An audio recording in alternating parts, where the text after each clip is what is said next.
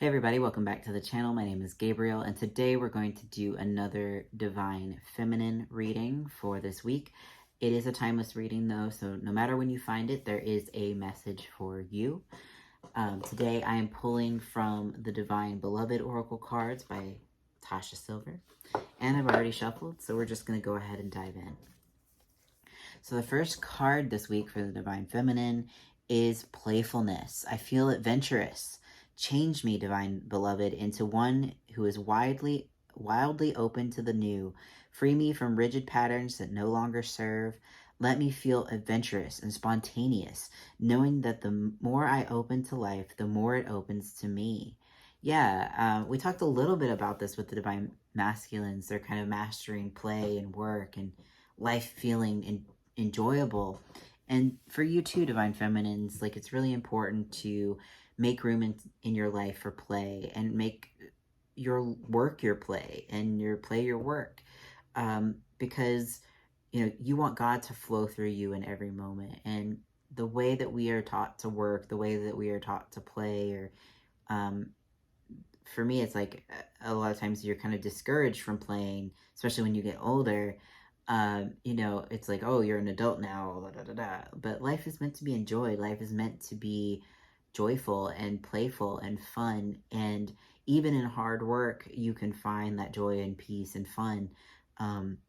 So, regardless of what you're doing this week or what obligations that you have, Divine Feminines, make sure you make room for the playfulness in your life and you allow God to flow through you in those spaces. Like, if you're finding yourself feeling like you're kind of weighed down with work, or feeling like you've just been stuck in a rut moving through all the heavy energy of the past couple weeks, Divine Feminine, make yourself time for some self-care, some play, like whether you like to go see a movie or be outside or, just dance like this girl is on the card is doing.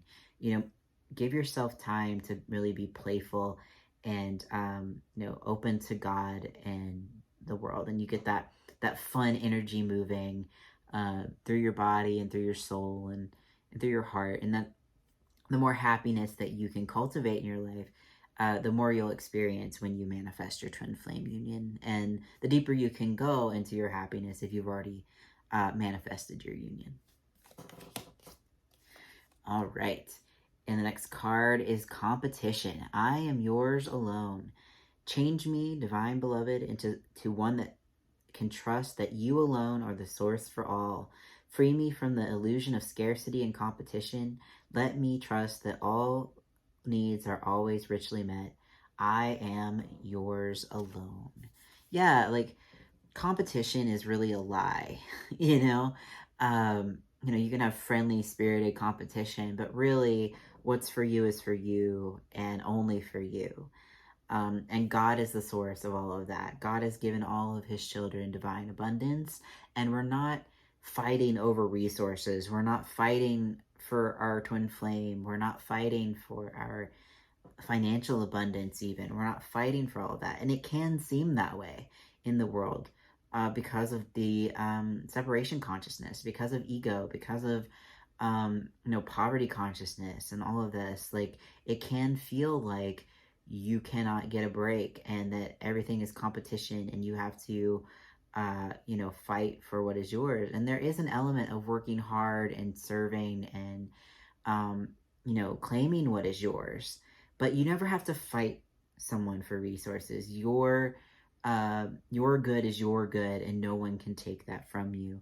So just open to God, receive that from God, and don't worry about a karmic partner. Don't worry about a third party. Don't worry about it seems like somebody's getting a job over you. All of those things are just blocks to be healed, because no one can actually take your twin flame from you. No one can actually take your abundance from you. It's all just an illusion. All right, the next card, big theme recently, boundaries. I am entitled to say no. Change me, Divine Beloved, into one who easily sets boundaries wherever needed. May I feel entitled to say no to any situation that feels bad or wrong. Fill me with divine confidence. Speak through me. Yeah, it's important to have boundaries. Even with your twin flame, even with yourself, even with ego, right? You never want to allow ego in at all, right? But I've seen a lot recently, divine feminine saying like, oh, like, do I set a boundary? If I set a boundary, is he gonna leave? And all of this stuff. It's really important, divine feminines, that you hold your value high. This is not putting yourself up on a pedestal and putting up a wall and saying like, you have to do exactly what I say or I'm not gonna be with you, right? Like, that's control. But you do have the right to set a boundary of saying like, hey, like, I don't want to share my man with anyone. Hey, I don't like this behavior and I don't, you know, want that if you want a relationship with me. And you have to be discerning because, like, is it trying to control your divine masculine? Like, you can't tell your divine masculine if he loves to fish, like, well, you're not allowed to fish anymore. And that's my boundary. Like, that's control. That's like you trying to get his attention or tell him, you're feeling threatened by his hobbies or something like that.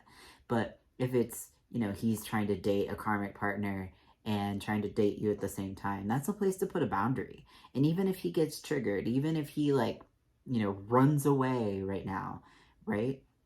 That's not a sign that you've done the wrong thing, that you have just triggered him.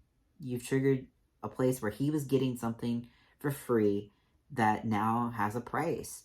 And quite frankly, it should have a price because your value to him as a divine feminine is very great, and his value to you as a divine masculine is very good. Like you're twin flames, and so you're very valuable to each other.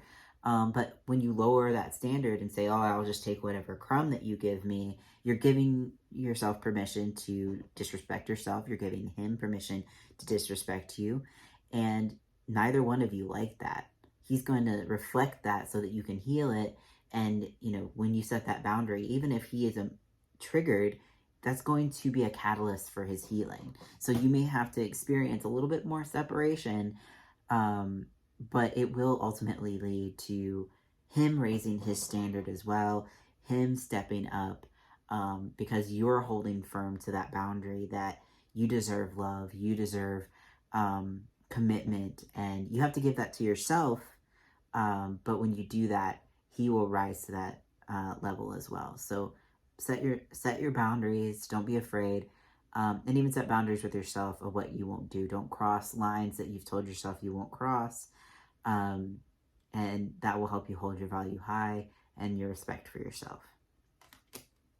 All right, and the next card is release. I move in harmony. Change me, divine beloved, into one who easily releases all that's ready to go.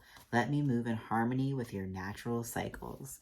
Yeah, I mean, we've been talking about this for the last couple of weeks, but going through deep healing, you have to be willing to let go of all that's not serving you. And the more that you release these bad, icky feelings, the more you're going to find that joy and peace and love is underneath.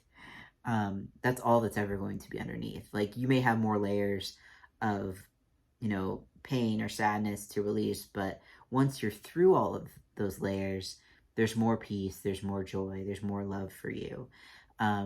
So make sure that you are not hanging on to anything that you would rather get rid of, because that is the way to harmony. Just release, surrender. All right, and the last card for this week is in grace, in harmony with the flow. May I honor all the ways your grace flows, so that I move in harmony with you. Open me to trust and receive your abundant blessings in every way. Yeah, like, just open to God and go with God's flow is really the overall message here with all of these, is to, allow yourself to go with God. And that's in the playfulness, that's in trusting the divine plan, whether you set boundaries or, know that, nobody can take your twin flame from you, or you're releasing these deep feelings. All these cards are all saying, just surrender to the flow, surrender to God. And yeah, that's the reading.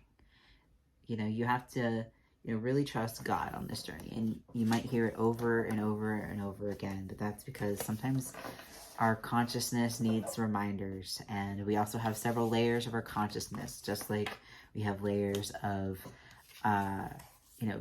upsets. We have layers to our consciousness that every layer needs to return to God. And so even if you know to trust to God, is a good reminder always. So thank you all for watching. If you like this video, don't forget to like, comment, and subscribe. If you'd like to have your own personalized reading for what you're going through, or you'd like one-on-one support for moving through the blocks and challenges you're facing on your twin flame journey, you can find my services at sacredtwinflameunion.com, and I will see you all in the next video.